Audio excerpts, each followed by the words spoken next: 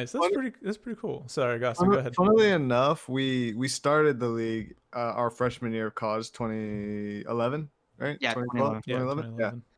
2011. So that was a lot of people's first year of like actually watching football, not Right. just Yeah. like Gedmo like didn't really, watch it that much. A lot of Mhm. us really didn't until that first year, 2011. So that's I kind don't of watch it funny. now.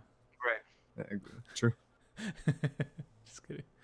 But yeah, no, that's pretty cool stuff. Just that like that kind of connection of like you and Mark going back to Yeah, that's there, funny. and Yeah, totally yeah. didn't know that. But yeah, we're glad to have both of you, and like I think Dino mentioned before, it's cool to have the different ends of like types of players, because Mark Right, is the kind of exactly. Yeah. he's gonna watch every game. He's a diehard Cowboys fan. Mhm, Like he's got that raw like football knowledge, and you're mhm. coming in here like with the stats and with the like projections and math and like trends or whatever you're gonna do. And then one day you're just on for your perspective, you're probably gonna watch a game and be like, that wasn't supposed to happen, or like stuff like it's gonna happen. We've But yeah, already it's had a cool. couple instances happen like that. Yeah, yeah. Uh-huh. Like what? Like what? Well, first, so when it came to the draft, everyone, because you've all done drafts previously, you all knew that running backs were going to be the number one choices to go for. When I Okay. ran my stats and everything, my analytics, I went under the notion that, okay, quarterbacks make the highest points, therefore Right. draft the highest quarterback. And then everyone said, "Oh, you're doing the surge stat." I'm like, "Oh, okay, He's like, sure." um, and then sure enough, the first, even with the couple games, I drafted Russell Wilson, and he's been popping off these past couple games, yeah, Amazing. pays off yeah. sometimes. So he literally carries my team. Like half the score is probably Mhm. from him. So, um, and even then, like just um, looking at the different players that are on board, we even like last night's game, Darren Waller did a really good game. Mhm. He played got me some good points there. Nick Chubb had a really good game against the Bengals as well. So he was able to get me 24 points there. So there's been a couple moments where we're like, well, okay, all right, I'll Yeah. gladly take it. Mhm. But then you also have the lows where, I had Naheem Hines, and he did not play at all. And I was expecting to get some Mhm. points, and I was like, well, that wasn't what's supposed to happen. Yeah, That So was yeah. pretty. That was pretty odd, actually. Yeah, I Then didn't a expect Heim start. 0. Oh, he had yeah, zero. Yeah, Yeah, I yeah, didn't he just didn't play at all. So from yeah. what I'm seeing here, well, yeah, I think he just didn't play at all. So yeah, They. it's so, Yeah. so I've been experiencing both ends of that. Even like first off, like, initially I just went under the notion, like the numbers speak for themselves. But then as I'm going through it, I totally forget about the actual matchups that are on play. I'm expecting so and so. For example, like Nick Chubb's first game, it was Mhm. against the Ravens, and the Ravens have an insanely good defense, and the Ravens ended up winning like what 31-6. So like the Browns offense didn't even make that point. And I remember speaking to Austin about that, and he was like, "Yeah, did you calculate for the matchups?" Like, another sniff there, and I'm just like, "Oh, I Yeah. totally I totally forgot. I totally forgot. Like, hey, you got Mhm. to keep account for all these things. So it's like as There's I'm so going many through each week, factors. Yeah. yeah, as I'm going through each week, I'm learning like more things, and that's the exciting part of it. It's like you're gonna be figuring out your pain points. You're gonna figure out what are your strengths, what are Mhm. your weaknesses, going from there, and then also just learning. Hey, figuring out this is gonna be a good matchup. You want to pick this player, or even like for some reason Sunday morning I was under the notion it's like, well, like the 49ers are up against, like, they're going to have like a really good game because they're going to be playing like I forgot who they played, but for some reason I was already questioning like should I start Jimmy Garoppolo or Russell Wilson, but I was like, no, Well. Russell Wilson number one. Oh God. Like, you like don't even question it, don't even. And then sure enough that was a good Good call because call. Yeah. yeah, because Jimmy Garoppolo got injured. So Yeah. um Oh yeah, that's right.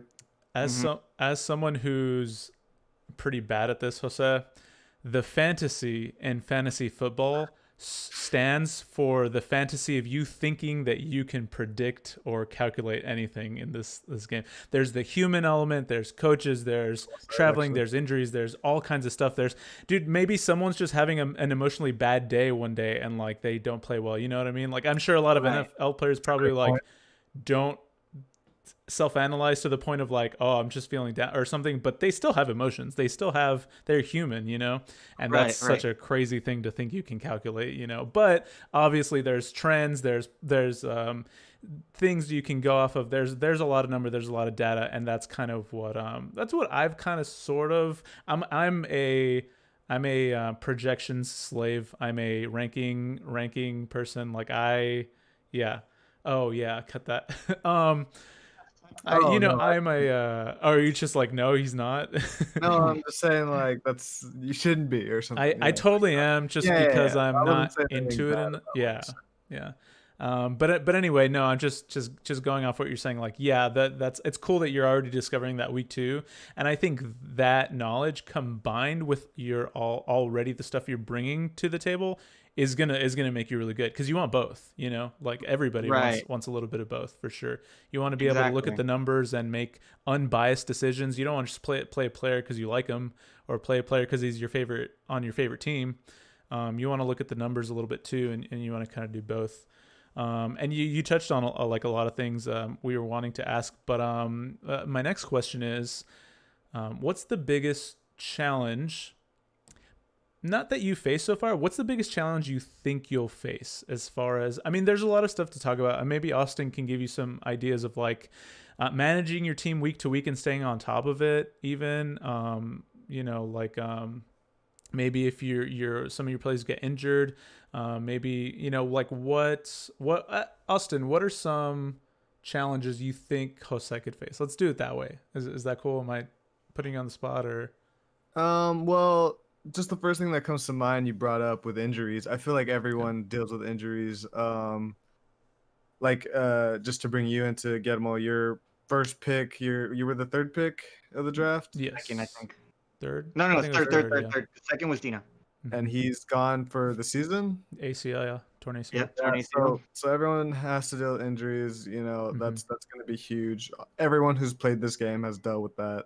Yeah, Uh, yeah, of so course. so you're gonna deal with that. Other challenges.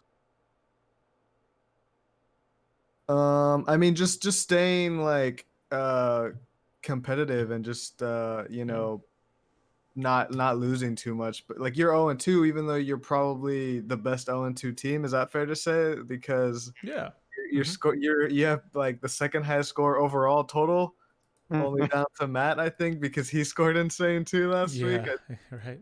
and you're Yeah, 0-2. dude, you Almost seems unfair. yeah. You're So we're gonna staying talk about this in the when we break down the matchups, but you scored 150 points and you lost. Feels bad, but I mean, yeah. yeah, like it happens. It really does. It happened Yeah, I last do week have a too. couple Some people. comments about that, but we can speak more in detail later on. I Yeah, know, like, absolutely, absolutely. we can speak Well, about it more in detail. well, just thinking about all these kinds of things now to you, Jose. What's the biggest challenge that you or think you're gonna face, like personally, like as a manager? So I can tell you right off the bat, one of the main challenges that I've faced is coming up with like a moral decision. Like I know I've had moments already where, like the numbers will tell me this, but do I really Sure. want to start this player? Do I Hmm. really want to like go for it?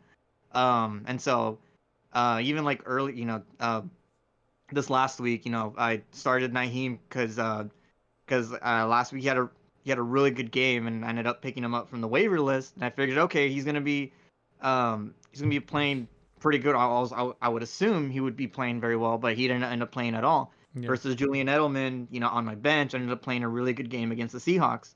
So that was my dilemma, like the I guess the Yeah. moral dilemma, if you will. Hmm. But It's like like the gut project feeling versus the right, right, and even as I was what it's running. telling you to do. Yeah. Right, exactly. And so when I was running my regressions, I know that the numbers were telling me that Naheem was going to be a better player than Julian Edelman.